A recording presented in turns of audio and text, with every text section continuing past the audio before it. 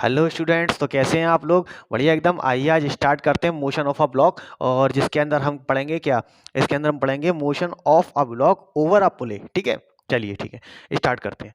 तो देखिए, सबसे पहली चीज़ ये हमारी कोई एक स्मूथ टेबल है। क्या है? स्मूथ टेबल है। इसके बीच में क्या है? कफिशिएंट ऑफ फ्रिक्शन कितना है? जीरो है। यानी कि कफिशिएंट ऑफ फ्रिक्शन जीरो है। Coefficient of friction is zero या नेग्लिजिबल? Is negligible. मतलब सरफेस हमारा इतना स्मूथ है कि इसको हल्का सा फोर्स दें तो ये चल जाएगा। ठीक है। अब देखिए, दूसरी चीज, इसके अंदर एक रोप यूज हुई है और एक पुले यूज हुई है। तो पुले कैसी होगी? मासलेस पुले होगी। Pulley is massless. Pulley is massless. ठीक है। अब उसके बाद में दूसरी चीज, रोप क्या है? रोप भी मासलेस है। Rope is massless. ठीक है। इसके अंदर ये चीज हमें यूज करनी है कि मासलेस पुले है। ठीक। अगर मासलेस पुले या मासलेस मास मतलब अगर पुले का मास आ जाए और स्ट्रिंग का मास आ जाए तो फिर यहाँ पर क्वेश्चन चेंज हो जाता है। ठीक है। तो अभी हमें जितना भी पढ़ना है, हमें क्या पढ़ना है? मासलेस के ऊपर पढ़ना है। ठीक है। यहाँ पर वेट होगा सिर्फ। ठीक है। किसका? ऑब्जेक्ट का वेट होगा। अब सबसे पहली चीज, ऑब्जेक्ट का वेट होगा। ठीक है। इसका मास हम ले लेते हैं m1 और इसका मास ले लेते हैं m2। तो सबसे पहले चीज हमें ये देखना है कि डायरेक्शन ऑफ मोशन किधर हो रही है। तो डायरेक्शन ऑफ मोशन कहाँ होगी? हैवी वेट की तरफ होगी। ठीक है। तो सपोज करते हैं कि अगर मास m2 हैवी है और m1 लाइटर है, तो मोशन किधर की तरफ हो जाएगा? एक ही तरफ, यानी कि m2 की तरफ मोशन होगा। तो हम इसको नाम दे देते हैं, हमारा ये मास है m2 और इसको मास दे दिया हमने मास m1। अब m2 हैवी है और m1 क्या है? लाइटर है। तो एक्सेलरेशन क्या होगा? इसके अंदर एक्सीलरेशन की डायरेक्शन या मोशन की डायरेक्शन किधर होगी? हैवियर की तरफ होगी। किधर की तरफ होगी? हैवियर की तरफ होगी। ठीक है। अब सिंगल रोप है। अगर रोप सिंगल है तो टेंशन कैसी होती है? सेम होती है। तो इसके ऊपर टेंशन आ गई टी, इसके ऊपर आ गई टेंशन टी। अवे फ्रॉम होती है। कहाँ होती है? अवे फ्रॉम, मास से दूर की तरफ लगेगी। ठीक है। टेंशन दूर की तरफ होती है। इस मास की इधर की तरफ होगी, इसकी तरफ इधर होगी। टेंशन की वैल्यू दोनों के ऊपर क्या होगी? सेम होगी। ठीक है। और दोनों के ऊपर एक्सेलरेशन क्या होगा? सेम एक्सेलरेशन होगा। ठीक है। इसके बाद में हम देखते हैं इसका फ्री बॉडी डायग्राम। क्या देखते हैं? Free body diagram. तो देखिए, फ्री बॉडी डायग्राम के अंदर हम क्या क्या यूज करेंगे, क्या क्या देखेंगे? ठीक है। तो इसके अंदर देखा जाता है नॉर्मल रिएक्शन। क्या देखी जाती है? नॉर्मल रिएक्शन देखा जाता है। और दूसरी चीज क्या होगा इसके अंदर? इसके अंदर देखा जाता है वेट। ठीक है। वेट देखेंगे। ठीक है। और फिर इसके बाद डायरेक्शन ऑफ मोशन क्या होती है वो देखना है। और इसके एक चीज और देखी जाती है इसके अंदर, वो होता है टेंशन। क्या होती है? टेंशन। अब हमें इन्हीं सारी चीजों का यूज करके हमें क्या निकालनी है? टेंशन निकालनी है। क्या निकालनी है? टेंशन। ठीक है। देखिए, अब हम क्या करते हैं, फ्री बॉडी डायग्राम बनाते हैं किसके लिए? मास m1 के लिए। और फ्री बॉडी डायग्राम बनाएंगे हम किसके लिए? मास m2 के लिए। तो मैंने एक जगह m1 ले लिया और एक जगह मैंने m2 ले लिया। ठीक है। अब देखिए, इसका मास कितना है? इसका मास हमने सपोज किया ये मास m1 है और इसका मास कितना है? m2 है। ठीक। अब दोनों का फ्री बॉडी डायग्राम हमें देखना है। तो फ्री बॉडी डायग्राम देखते टाइम हमें क्या याद रखना है कि नॉर्मल रिएक्शन हमेशा अपवर्ड लगती है और वेट उसके डाउनवर्ड लगेगा। ठीक है। मोशन इसका इधर की तरफ हो रहा है, यानी कि इसका मोशन हो गया। क्लियर? तो इसके ऊपर हमें क्या देखना है? अब इसके ऊपर देखनी है हमें टेंशन कितनी है। क्या देखनी है? टेंशन देखनी होगी। ठीक है। तो देखिए, इसकी टेंशन किधर की तरफ आ रही है? टेंशन की डायरेक्शन इधर की तरफ है, टेंशन टी इधर हो गया और मोशन भी इधर ही की तरफ हो रहा है। ये इसका क्या हो गया? ये इसका वेट हो गया, वेट m1g। ये क्या हो गया? हमारी नॉर्मल रिएक्शन। तो नॉर्मल रिएक्शन क्या करेगी? इसको बैलेंस कर देगी। m2 या कहाँ पर कितना है हमारा? m1 है। कितना है? m1g। ठीक है। ये नॉर्मल रिएक्शन हो जाएगा जो वेट के इक्वल होता है। अब टेंशन टी इक्वल टू कितना हो गया? टेंशन टी इक्वल टू हो जाएगा m1a। टेंशन एक फोर्स है। ठीक है। तो हमें इक्वेशन ऑफ मोशन जो मिली किसकी मिल गई? ये हमें इक्वेशन ऑफ मोशन मिल गई। ठीक है। टी m1 के लिए फ्री बॉडी डायग्राम से इक्वेशन ऑफ मोशन हमने फाइंड कर ली। अब क्या देखेंगे? देखिए, इसके ऊपर देखना है। तो नॉर्मल रिएक्शन इसका कहाँ होगा? ऊपर की तरफ होगा। और वेट कहाँ होगा? नीचे की तरफ होगा। अब एक चीज, रोप सेम है तो टेंशन भी क्या होगी? सेम होगी। क्या होगी? टेंशन भी सेम होगी। तो इसकी टेंशन टी इधर की तरफ है, नॉर्मल रिएक्शन भी इसका ऊपर की तरफ है। इसका वेट कितना हो गया? वेट W2 इक्वल टू कितना हो जाएगा? m2g। एक्सेलरेशन इसका कहाँ हो रहा है? इधर की तरफ हो रहा है। ठीक। जब वेट नीचे आ रहा है और नॉर्मल रिएक्शन ऊपर की तरफ है, तो यहां पर जो इक्वेशन ऑफ मोशन बनेगी वो हो जाएगी हमारी m2g माइनस कितना? टी, टेंशन ये हो गया, और इसके ऊपर कितना हो गया m2a। तो हमें यहाँ पर दो इक्वेशनें मिल गई, एक तो मिली टेंशन की नहीं है और दूसरी हमारी ये इक्वेशन मिल गई।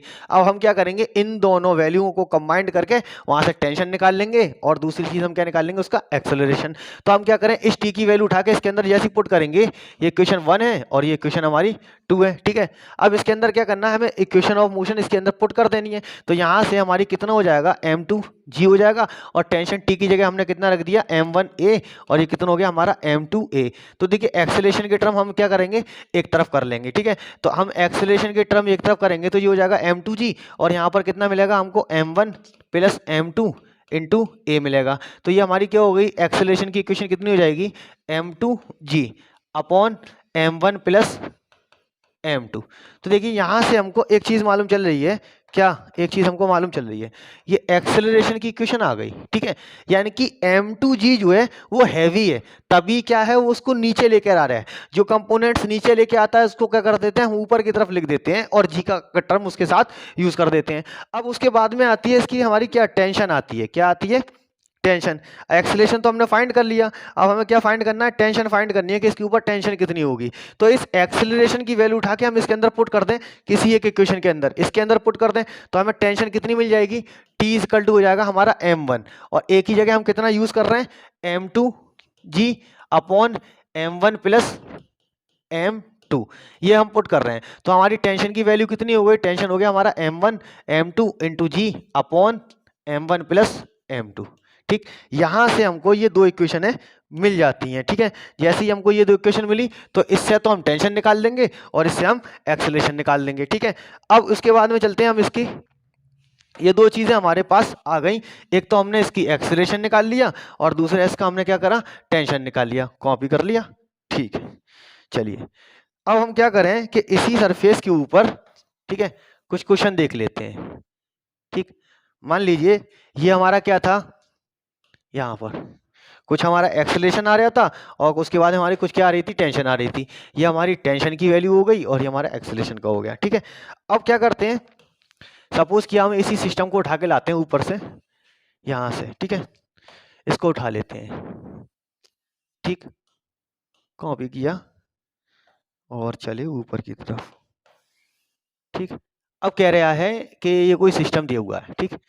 अब सबसे पहली चीज ये क्या था, स्मूथलेस क्या थी, स्मूथ टेबल थी एक, ठीक है।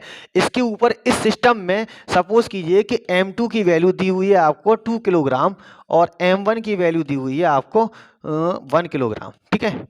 तो यहाँ पर क्या मालूम चला कि m2 हैवी है और m1 लाइटर है, ठीक है। तो इसके ऊपर एक्सेलरेशन ड्यू टू ग्रेविटी की वैल्यू थी 10 मीटर पर सेकंड स्क्वायर।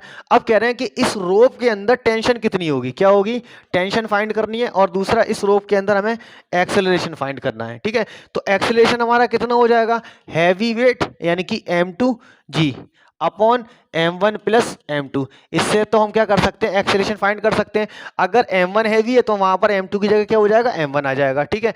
तो m2 की वैल्यू हमें कितनी दी हुई थी, m2 वैल्यू दी हुई है हमें 2 इंटू जी की वैल्यू हमने ले ली 10, और यहाँ पर कितना हो गया 2 + 1, ये हमारा कितना हो गया 2 + 1 हो गया हमारा 3 हो गया, ठीक है। तो इसके ऊपर एक्सेलरेशन कितना आ रहा है 20/3, ये हमारा एक्सेलरेशन हो गया, क्या हो गया, एक्सेलरेशन मीटर पर सेकंड स्क्वायर में।